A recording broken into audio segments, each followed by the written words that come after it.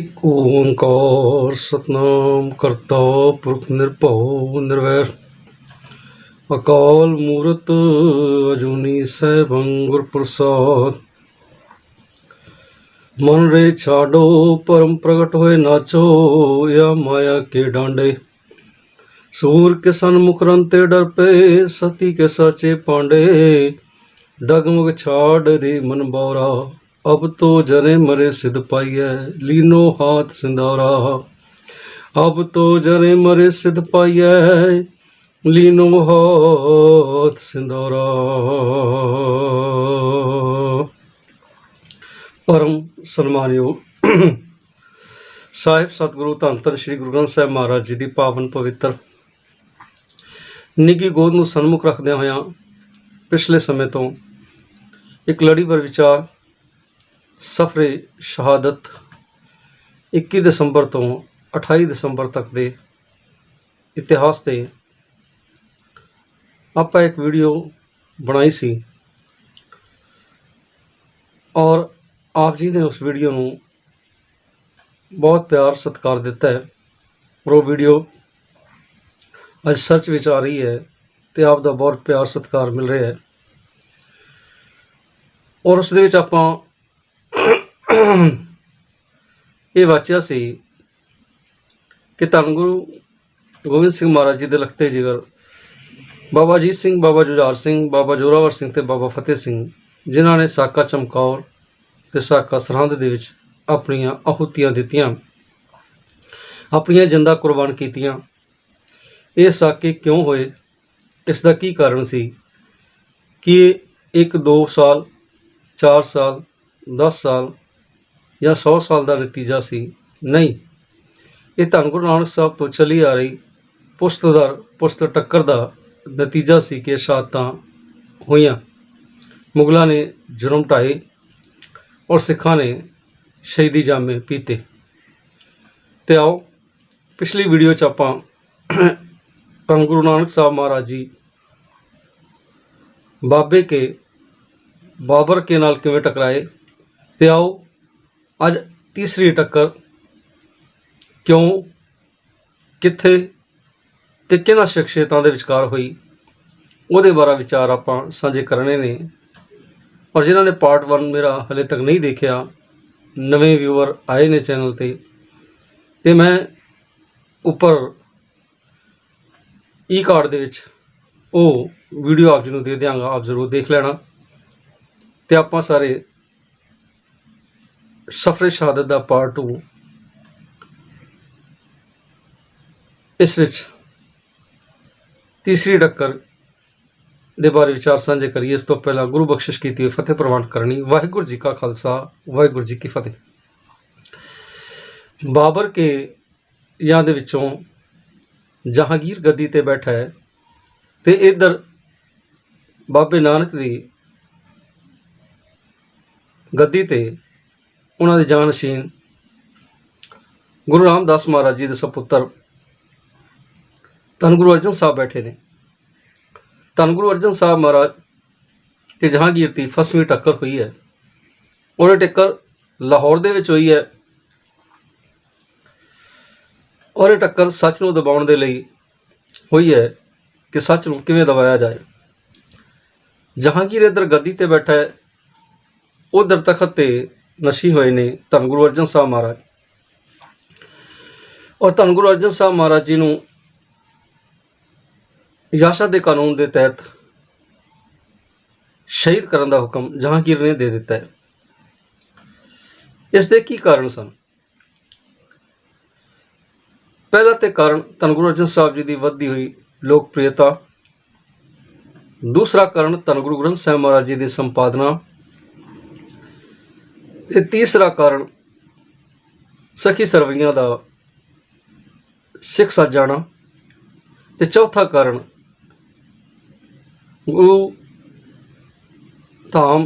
ਗੁਰਧਾਮ ਤਰਨ ਤਾਰਨ ਸਾਹਿਬ ਦਾ ਹੋਂਦ ਵਿੱਚ ਆਉਣਾ ਤੇ ਉਸ ਦੀ ਲੋਕਪ੍ਰਿਯਤਾ ਵੱਧ ਜਾਣੀ। ਇਹ ਕੁਝ ਕਾਰਨ ਸਨ ਧੰਨ ਗੁਰੂ ਅਰਜਨ ਸਾਹਿਬ ਮਹਾਰਾਜ ਜੀ ਦੀ ਸ਼ਹਾਦਤ ਦੇ। ਔਰ ਤੁਝਕੇ ਜਹਾਂਗੀਰੀ ਦੇ ਵਿੱਚ ਗੁਰੂ ਅਰਜਨ ਸਾਹਿਬ ਬਾਰੇ ਜਹਾਂਗੀਰ ਲਿਖਦਾ ਹੈ ਕਿ ਇੱਕ ਕਾਫਰ ਵੱਲੋਂ ਸਿੱਖੀ ਦੀ ਦੁਕਾਨ ਚਲਾਈ ਗਈ ਹੈ ਔਰ ਮੈਂ ਬੜੇ ਸਮੇਂ ਤੋਂ ਚਾਹ ਰਿਹਾ ਕਿ ਸਿੱਖੀ ਦੁਕਾਨ ਨੂੰ ਬੰਦ ਕੀਤਾ ਜਾਏ, ਤਰਨਤਾਰਨ ਦੇ ਸਿੱਖੀ ਕੇਂਦਰ ਨੂੰ ਸਮਾਪਤ ਕੀਤਾ ਜਾਏ। ਇਹ ਉਸਨੇ ਬੋਲ ਤੁਝ ਕੇ ਜਹਾਂਗੀਰੀ ਦੇ ਵਿੱਚ ਲਿਖੇ। ਧੰਨ ਗੁਰੂ ਅਰਜਨ ਸਾਹਿਬ ਮਹਾਰਾਜ ਜੀ ਨੂੰ ਯਾਸ਼ਾ ਦੇ ਕਾਨੂੰਨ ਦੇ ਤਹਿਤ ਸ਼ਹੀਦ ਕਰਨ ਦਾ ਹੁਕਮ ਦੇ ਦਿੱਤਾ ਗਿਆ ਹੈ। ਧੰਨ ਗੁਰੂ ਅਰਜਨ ਸਾਹਿਬ ਮਹਾਰਾਜ ਜੀ ਨੂੰ ਗ੍ਰਿਫਤਾਰ ਕੀਤਾ ਗਿਆ ਔਰ ਯਾਸ਼ਾ ਦਾ ਕਾਨੂੰਨ ਕੀ ਹੈ? ਯਾਸ਼ਾ ਦਾ ਕਾਨੂੰਨ ਚੰਗੇਜ਼ੀ ਖਾਂ ਦਾ ਤਿਆਰ ਕੀਤਾ ਹੋਇਆ ਹੈ ਔਰ ਯਾਸ਼ਾ ਦੇ ਕਾਨੂੰਨ ਦੇ ਤਹਿਤ ਸ਼ਹੀਦ ਕਰਨ ਵਾਲੇ ਨੂੰ ਇਸ ਤਰ੍ਹਾਂ ਸ਼ਹੀਦ ਕੀਤਾ ਜਾਂਦਾ ਹੈ ਕਿ ਉਸ ਦਾ ਇੱਕ ਖੂਨ ਦਾ ਕਤਰਾ, ਖੂਨ ਦੀ ਬੂੰਦ ਧਰਤੀ ਨਹੀਂ ਡਿੱਗਣੀ ਚਾਹੀਦੀ, ਕਿਉਂਕਿ ਇਸਲਾਮ ਦਾ ਮੰਨਣਾ ਹੈ ਕਿ ਅਗਰ ਸ਼ਹੀਦ ਦੀ ਇੱਕ ਖੂਨ ਦੀ ਬੂੰਦ ਜਾਂ ਖੂਨ ਦਾ ਕਤਰਾ ਧਰਤੀ 'ਤੇ ਡਿੱਗਿਆ ਤੇ ਉਸ ਤੋਂ ਇੱਕ ਨਹੀਂ, ਦੋ ਨਹੀਂ, 100 ਨਹੀਂ, 1000 ਨਹੀਂ, 10,000 ਨਹੀਂ, ਬਲਕਿ ਲੱਖਾਂ, ਕਰੋੜਾਂ, ਅਰਬਾਂ ਸ਼ਹੀਦ ਪੈਦਾ ਹੋ ਜਾਣਗੇ ਉਸ ਇੱਕ ਬੂੰਦ ਤੋਂ। ਔਰ ਇਹ ਯਾਸ਼ਾ ਦਾ ਕਾਨੂੰਨ ਪੂਰਾ ਨਹੀਂ ਪਿਆ, ਨਹੀਂ, ਬਲਕਿ ਯਾਸ਼ਾ ਦਾ ਕਾਨੂੰਨ ਟੁੱਟ ਗਿਆ, ਫੇਲ ਹੋ ਗਿਆ। ਅੰਤ ਆਪਾਂ ਵਿਚਾਰਾਂਗੇ ਕਿ ਕਿਵੇਂ ਫੇਲ ਹੋਇਆ ਔਰ ਉਸ ਦੀ ਗਵਾਹੀ ਕਿਸ ਨੇ ਭਰੀ, ਆਪਾਂ ਅੰਤ ਦੇ ਵਿੱਚ ਵਿਚਾਰਾਂਗੇ। ਇਸ ਲਈ ਪੂਰੀ ਵੀਡੀਓ ਜ਼ਰੂਰ ਦੇਖਣਾ, ਵੀਡੀਓ ਸਕਿਪ ਕਰਕੇ ਨਾ ਜਾਣਾ, ਨਹੀਂ ਤਾਂ ਸਾਨੂੰ ਪਤਾ ਨਹੀਂ ਲੱਗੇਗਾ ਤੀਸਰੀ ਟੱਕਰ ਬਾਬੇ ਕੇ ਬਾਬਰ ਕਿਆਂ ਦੇ ਵਿੱਚ ਕਿਵੇਂ ਹੋਈ, ਕਿੱਥੇ ਹੋਈ ਤੇ ਕਿਉਂ ਹੋਈ। ਧੰਨ ਗੁਰੂ ਅਰਜਨ ਸਾਹਿਬ ਜੀ ਨੂੰ ਗ੍ਰਿਫਤਾਰ ਕੀਤਾ ਗਿਆ ਤੇ ਚੰਦੂ ਦੀ ਕਸਟਡੀ ਵਿੱਚ ਦੇ ਦਿੱਤਾ ਗਿਆ ਔਰ ਚੰਦੂ ਦੀ ਧੀ ਦਾ ਰਿਸ਼ਤਾ ਗੁਰੂ ਅਰਜਨ ਸਾਹਿਬ ਜੀ ਨੇ ਗੁਰੂ ਸੰਗਤ ਦੇ ਕਹਿਣ ਦੇ ਉੱਤੇ ਮੋੜਿਆ ਸੀ ਔਰ ਇਸੇ ਗੱਲ ਦਾ ਸਾੜਾ ਚੰਦੂ ਨੇ ਕੱਢਿਆ। ਤੇ ਜਦੋਂ ਗ੍ਰਿਫਤਾਰ ਕੀਤਾ ਗਿਆ ਗੁਰੂ ਅਰਜਨ ਸਾਹਿਬ ਜੀ ਨੂੰ ਚੰਦੂ ਦੇ ਹਵਾਲੇ ਕੀਤਾ ਗਿਆ ਤੇ ਚੰਦੂ ਨੇ ਆਪਣੀ ਕਸਟਡੀ ਵਿੱਚ ਲਿਆ। 5 ਦਿਨਾਂ ਦੇ ਤਸੀਹੇ ਇਤਿਹਾਸਕਾਰਾਂ ਨੇ ਲਿਖੇ ਨੇ। ਪਹਿਲੇ 3 ਦਿਨ ਤਾਂ ਜੇਲ੍ਹ ਦੇ ਵਿੱਚ ਰੱਖਿਆ ਗਿਆ, ਭੁੱਖਾ ਪਿਆਸਾ ਰੱਖਿਆ ਗਿਆ ਔਰ ਆਪਣੇ ਸਿਪਾਹੀਆਂ ਨੂੰ ਆਦੇਸ਼ ਦਿੱਤਾ ਚੰਦੂ ਨੇ, ਜਿਹਦਾ ਜ਼ਿਕਰ ਸੂਰਜ ਪ੍ਰਕਾਸ਼ ਗ੍ਰੰਥ ਦੇ ਵਿੱਚ ਬੜਾ ਸੁੰਦਰ ਲਿਖਿਆ ਹੈ। ਨਿਕਟ ਬੁਲਾਏ ਆਪਨ ਸਿਪਾਹੀ, ਜਲ ਭੋਜਨ ਪਹੁੰਚਨ ਦਿਓ ਨਾਹੀ। ਇਬ ਲਾਗੇ ਕੀ ਤ੍ਰਿਖਾ ਮਹਾਨੀ, ਦੇ ਗਿਣ ਲਾਖ ਦਿਓ ਤਬ ਪਾਨੀ। ਹੋਏ ਵਿਆਕੁਲ ਛੁਦਤ ਬੋ ਜਬੇ, ਲਿਓ ਲਾਖ ਦਿਓ ਭੋਜਨ ਤਬੈ। ਕਿ ਜੇ ਕਿਤੇ ਗੁਰੂ ਅਰਜਨ ਸਾਹਿਬ ਪਾਣੀ ਮੰਗਣ, ਪਿਆਸ ਲੱਗੇ ਇਹਨਾਂ ਨੂੰ, ਪਾਣੀ ਮੰਗਣ ਤੇ 1 ਲੱਖ ਰੁਪਇਆ ਲੈਣਾ ਤੇ ਤਾਂ ਪਾਣੀ ਦੇਣਾ।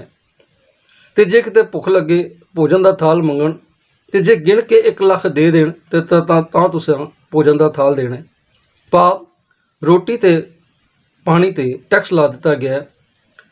ਉਹਨਾਂ 2 ਚੀਜ਼ਾਂ ਤੇ ਟੈਕਸ ਲਾ ਦਿੱਤਾ ਗਿਆ ਜਿਨ੍ਹਾਂ ਤੋਂ ਬਿਨਾਂ ਇਹ ਸਰੀਰ ਨਹੀਂ ਰਹਿ ਸਕਦਾ, ਕਿਉਂਕਿ ਪਾਤਸ਼ਾਹ ਜੀ ਦੀ ਬਾਣੀ ਕਹਿੰਦੀ ਹੈ ਕਿ 3.5 ਮਣ ਦੇਹੁਰੀ ਚੱਲੇ ਪਾਣੀ ਅੰਨ, ਕਿ ਪਾਣੀ ਤੇ ਅੰਨ ਦੇ ਸਹਾਰੇ ਇਹ ਸਰੀਰ ਚੱਲਦਾ ਹੈ, ਇਸ ਤੋਂ ਬਿਨਾਂ ਇਹ ਸਰੀਰ ਨਹੀਂ ਚੱਲਦਾ।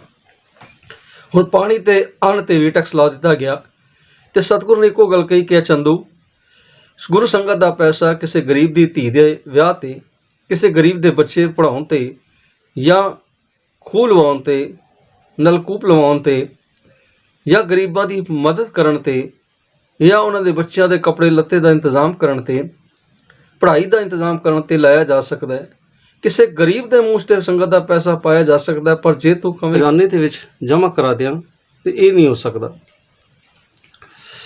ਸਤਿਗੁਰੂ ਜੀ ਨੂੰ ਚੌਥੇ ਦਿਨ ਬਾਹਰ ਕੱਢਿਆ ਗਿਆ।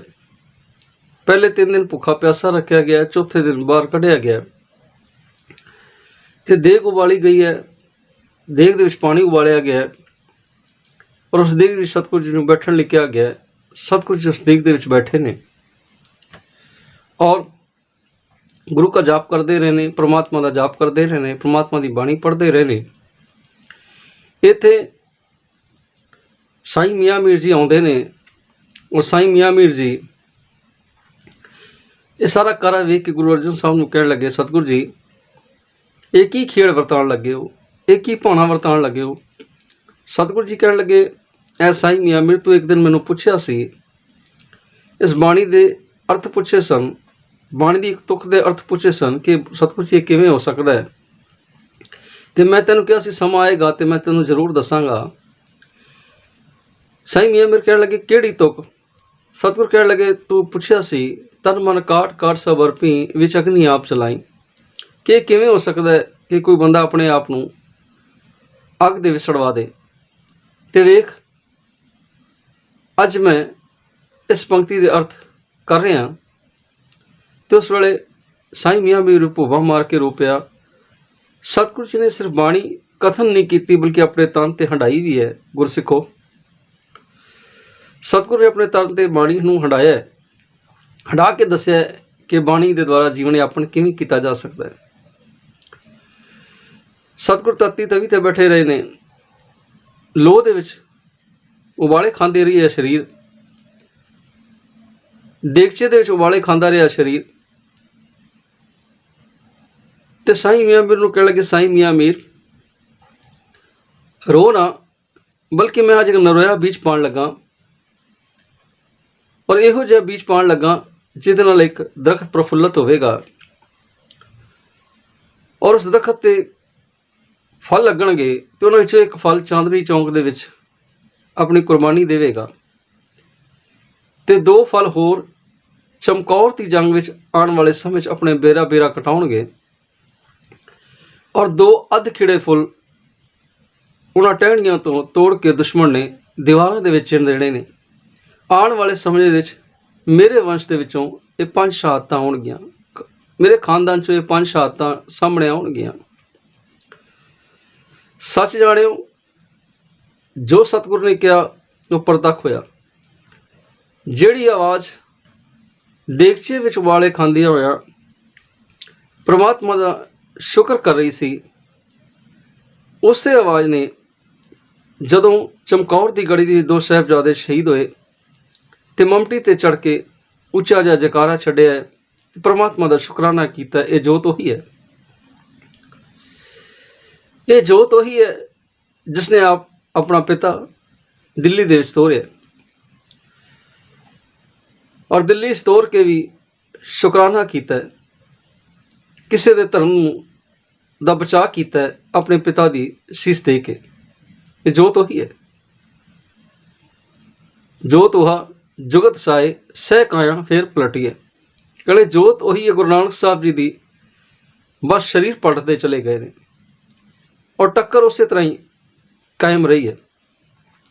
किसी ने बड़ा सुंदर लिखा है, थोड़े दिनों में खिलर जाणगे फुल इउं संसार अंदर, कोई चांदनी चौक नूं पग लासी चढ़ के देश दे दर्द प्यार अंदर। मैं कुठू चमकौर दी जू सारी फुटे रुत जदों बहार अंदर, अध खिड़े फुल टहनियां तो तोड़ चिड़ देवेगा कोई दीवार अंदर। कि सदा बहार इसते खिजा ने लागे टुकना नहीं, लगी और ते कदे इना सुखना नहीं, क्योंकि शहीदां दा खून कदे मुकना नहीं। और ऐसा बीज पा जावांगा सिक्खी दी धरती के अंदर कि आने वाले समय दे विच वो प्रफुल्लित होएगा। तो उस बीज तो एक नहीं, 2 नहीं, अरबां खरबां पैदा होणगे। एक शहीदां दी कौम खड़ी जावांगा। ऐ साईं मियाँ मीर वेख 2 काम कर चलिया संसार के अंदर, एक तो गुरु ग्रंथ साहिब महाराज जी की संपादना ते दूसरा सिक्खी की धरती विच कुर्बानी का बीज पा चलिया।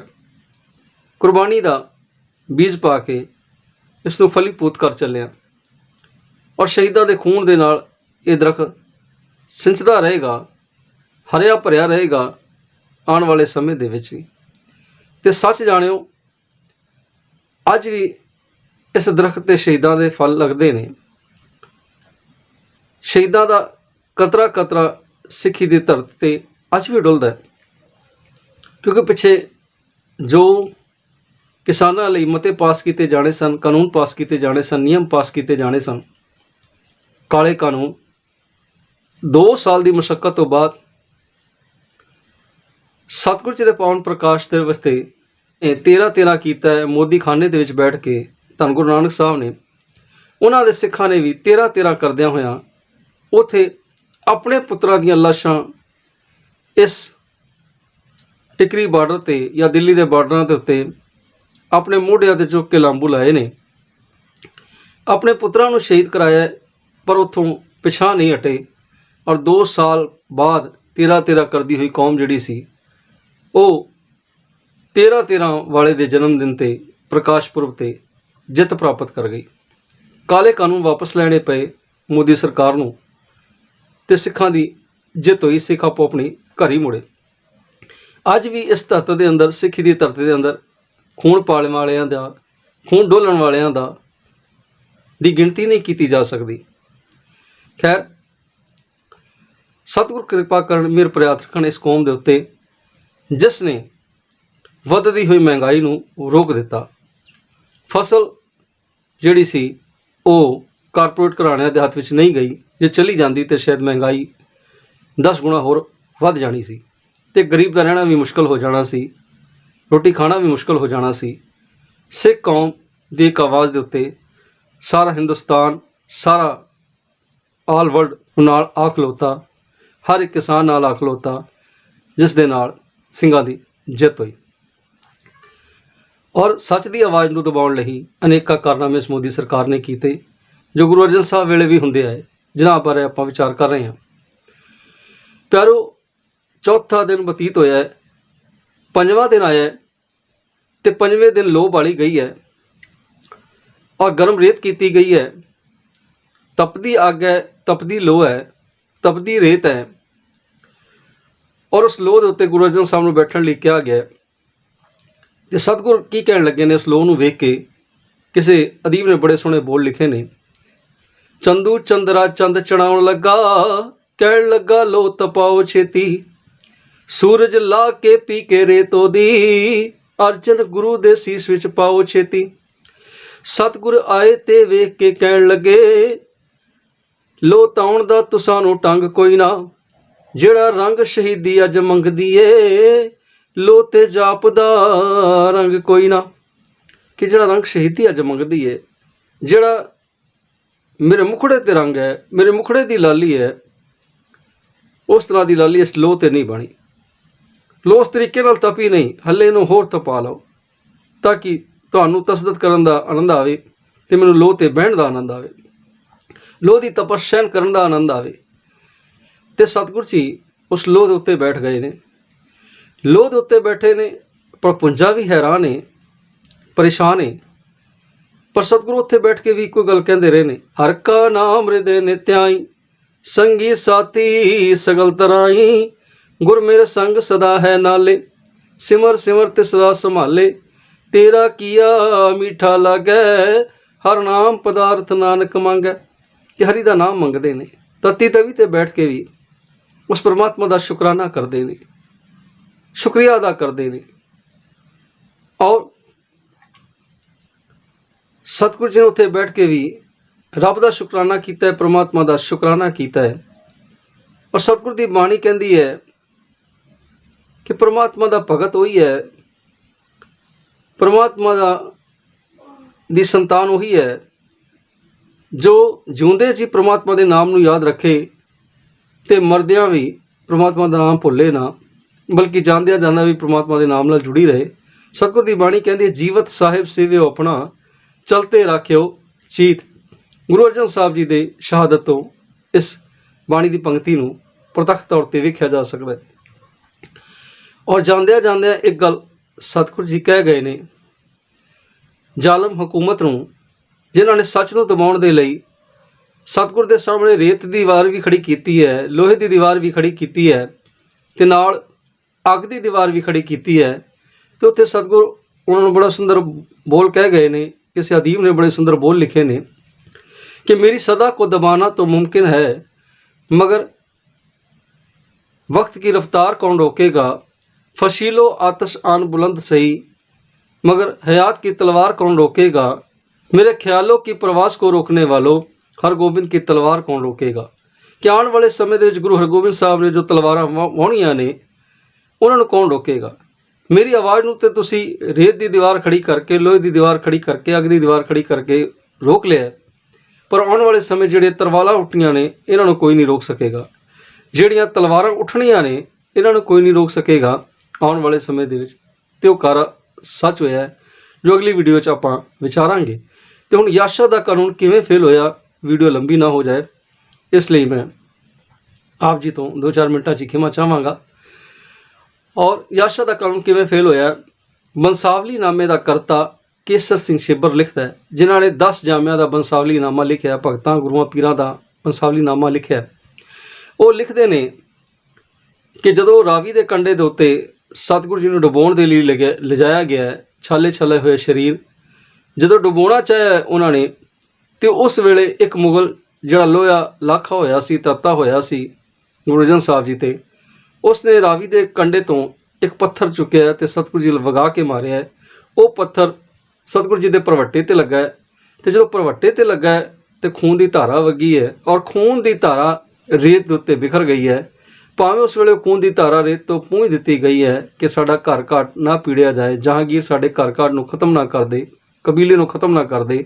ਜੇ ਉਹਨੂੰ ਪਤਾ ਲੱਗ ਗਿਆ ਕਿ ਯਾਸ਼ਾ ਦਾ ਕਾਨੂੰਨ ਫੇਲ ਹੋ ਗਿਆ, ਖੂਨ ਦੀ ਬੂੰਦ ਡਿੱਗੀ ਹੈ ਤੇ ਉਸ ਖੂਨ ਦੀ ਬੂੰਦ ਨੂੰ ਭਾਵੇਂ ਪੂੰਝ ਦਿੱਤਾ ਗਿਆ, ਪਰ ਉਸ ਡਿੱਗੇ ਹੋਏ ਖੂਨ ਦੇ ਕਤਰੇ ਤੋਂ ਇੱਕ ਨਹੀਂ, ਦੋ ਨਹੀਂ, 100 ਨਹੀਂ, 1000 ਨਹੀਂ, ਲੱਖਾਂ ਅਰਬਾਂ ਸ਼ਹੀਦ ਜਿਹੜੇ ਨੇ ਅੱਗੇ ਚੱਲ ਕੇ ਪੈਦਾ ਹੋਏ ਇਸ ਕੌਮ ਦੇ ਅੰਦਰ। ਇਹ ਕੌਮ ਸ਼ਹੀਦਾਂ ਦੀ ਕੌਮ ਇਖਲਾਈ, ਔਰ ਸਿਰਫ ਇੱਕ ਬੂੰਦ ਦੇ ਕਰਕੇ, ਇੱਕ ਕਤਰੇ ਦੇ ਗਿਰਨ ਦੇ ਕਰਕੇ।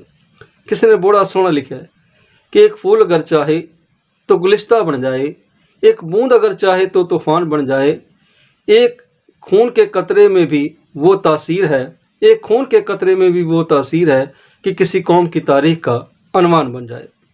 पाप गुरु पीर दे शरीर की डुली हुई एक खून की बूंद जिहड़ी सी, उसने अनेकां शहीद इस संसार के अंदर पैदा कर दिते। ਬੰਸਾਵਲੀ नामे का करता कहता है, एकस मुगल ने इट चलाई, नाले मूँह ते मंदा लाई, चोट परवट्टे उपर आए लगी, चलिया लोहू धारा वगी, कह लगे लोहू वग गया। ये याशा का कानून इत्थे आके फेल हो गया और सतगुरु जी उस परमात्मा के चरणों में जा समाए। ये फसवीं टक्कर गुरु अर्जन साहब और जहांगीर के विचकार हुई। अगे जाके जहांगीर ने किस तरह माफ़ी मंगी गुरु और माता गंगा जी तो, गुरु हरगोबिंद साहब जी के नाल मित्रता किवें पई, आने वाले समय के तीसरी वीडियो राही मैं आप जी के सन्मुख करांगा। इत्थे इन्नियां को विचारां ही आप जी के सन्मुख रखण का यतन करांगा। इत्थे ही आप तो खिमा दा जाचक हां। और जे वीडियो चंगी लगी होवे ते आप जी वीडियो नूं लाइक शेयर जरूर कर देना, और जानकारी वध तो वध लोगों तक पहुँचे। आप जी अपने जानने वालियां तक ये वीडियो जरूर पहुँचाणी, ताकि वो भी इस शहादत ते सफरे शहादत का हिस्सा बन सकन। और जिन्होंने इस चैनल को सबसक्राइब किया उन्होंने बहुत बहुत धन्यवाद, तो जिन्होंने सबसक्राइब नहीं किया वो भी इस चैनल को सबसक्राइब कर देना, ताकि अगे तो सारे असी सफरे शहादत का हिस्सा बन सकीए। और एक गल मैं होर आप जी की नज़र करता आ रहा, फिर कर दियाँ कि इस चैनल पर जिते गुरमत विचारां आप जी श्रवण करते हो, उत्थे ऑनलाइन शॉपिंग जिहड़े एमेजोन तो ऑनलाइन शॉपिंग करते हैं या होर वैबसाइटां तो शॉपिंग करते हैं, वो इस वीडियो के डिस्क्रिप्शन च दिते हुए लिंक तो आप जी ऑनलाइन शॉपिंग कर सकते हो। और दास ने एक ऑनलाइन शॉपिंग स्टोर भी खोलिया, हमदम 1313 ऑनलाइन शॉपिंग स्टोर, उसमें भी आप जी दी असीसां की लोड़ है। उसके लिंक भी मीडिया लिंक मैं डिस्क्रिप्शन च दे देंगा। भावें वो पिंटरेस्ट का लिंक है, भावें वो फेसबुक पेज का है, भावें वो शेयरचैट का है, भावें इंस्टाग्राम का है, भावें वो ट्विटर का है, तो भावें वो गूगल बिजनेस का है। सारे लिंक्स वीडियो डिस्क्रिप्शन च दे देंगा। और नाल ही गुरमत दी आईडीज़ जिहड़ियां मैं इस मीडिया लिंक ते बनाईयां ने, उन्हां दे भी लिंक्स आप जी नूं डिस्क्रिप्शन च दे देंगा। आप उत्थों जाके शॉपिंग भी कर सकते हो ते गुरमत विचारां दी वीडियोज़ भी देख सकते हो। सतगुर किरपा करन, मेहर प्रयात रखन, चढ़दियां कलां बख्शिश करन। अगली वीडियो तक आप जी तो खिमा दा जाचक हां। बुलाओ फतेह। वाहिगुरू जी का खालसा, वाहिगुरू।